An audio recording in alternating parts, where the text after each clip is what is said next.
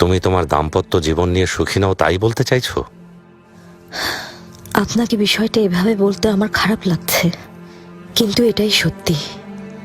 ওনার সাথে সুখী নই।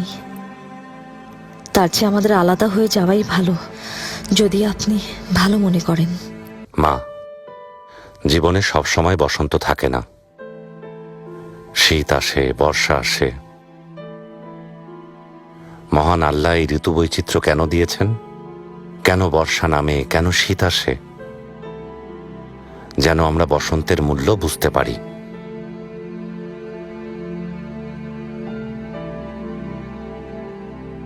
আমার জীবনে বসন্ত আসেনি, সেই সৌভাগ্য হয়নি।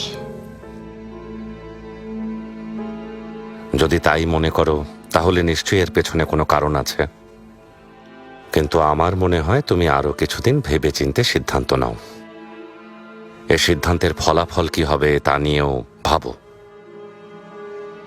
যদি তারপরও তোমার সিদ্ধান্ত না বদলায়, তখন এ নিয়ে কথা বলবো।